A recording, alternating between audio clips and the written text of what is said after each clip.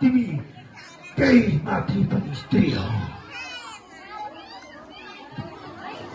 जब यसरी महिषासुरले त्रिलोकभरि आफ्नो हक जमाएपछि उसले त्यति मात्र होइन, आफ्ना ती सम्पूर्ण सेनाहरूलाई आफ्नो पाउ मिच्न लगाउँदै भन्छ, ए सेना हो, मेरो सेवा गर।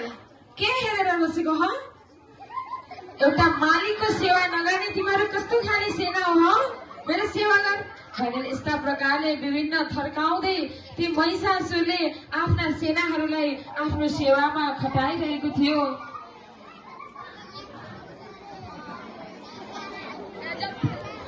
र त्यही क्रममा यता सम्पूर्ण देवादिदेवहरू 33 कोटी देव देवताहरू यता महिषासुरले सबैलाई कष्ट दिएर उनी जगदम्बा भगवती माताको आराधना गर्दछन् र देवीको आराधना गरेपछि उनी सम्पूर्ण देवी देवताहरूको कृपाद्वारा देवी भगवतीको प्रकट हुन्छ र एक दिन देवी भगवतीले हिमाचलमा बसेर अत्यन्त ठूलो आवाजमा अट्टहासपूर्वक हाँस्नुहुन्छ।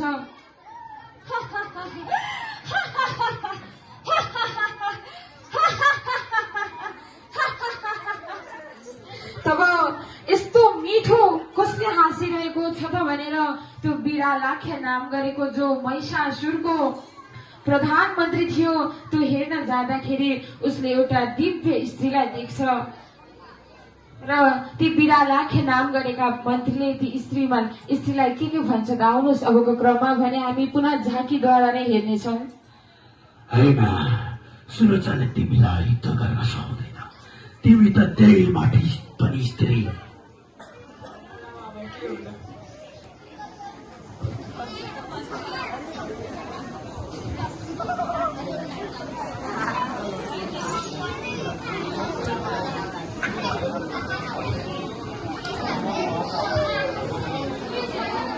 हल्लियो न यसो यताउता हल्लियो न, अलि डर लागेको देख्थ्यो न।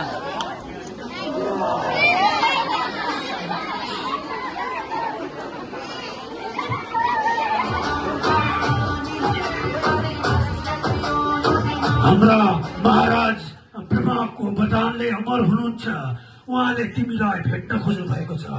हाम्रा स्वामीले तिमीलाई अति चाहनुहुन्छ, आफ्नो स्वामी बनाउन चाहनुहुन्छ, स्वामिनी बनाउन चाहनुहुन्छ।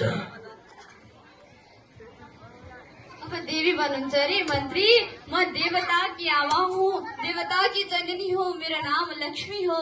सम्पूर्ण दैत्यहरूलाई संहार गर्नको लागि मेरो यस धरातलमा प्रादुर्भाव भएको।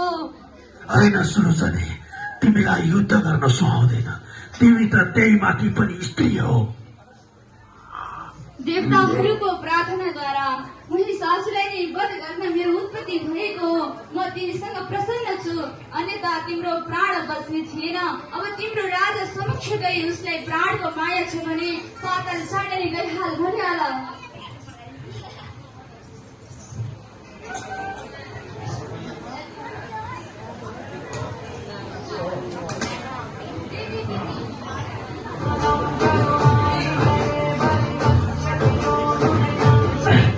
देवी, तिमी अभिमानबाट चुर भएकी माओली, म तपाईँले भन्दैछौ, कहाँ तिमी, कहाँ दानवराज महिषासुर? तिमी सक्रिय स्त्री छौ, त्यही पनि जवानीमा, तसर्थ तिमी महाराज महिषासुरको पररानी बन। महिषासुरको प्रधानमन्त्री भएर तपाईँ पशुतुल्य रहेछस्। मैले स्वभावै स्त्री भेष धारण गरेको छु। मेरो स्वामीले मेरो हातबाट मृत्यु मागेको रहेछ, त्यही कारण मैले यो रूप धारण गर्नु परेको हो। तब ती बिरालाख्यले जब यस्ता प्रकारका कुराहरू ती जगदम्बा भगवतीलाई भनेर